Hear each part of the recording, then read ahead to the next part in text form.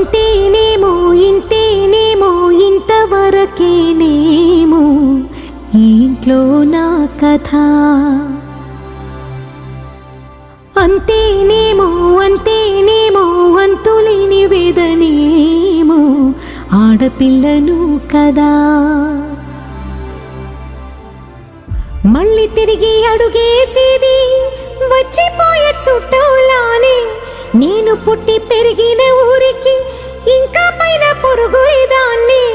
కట్టదాటి గంగ నేడు కంట పొంగెనే.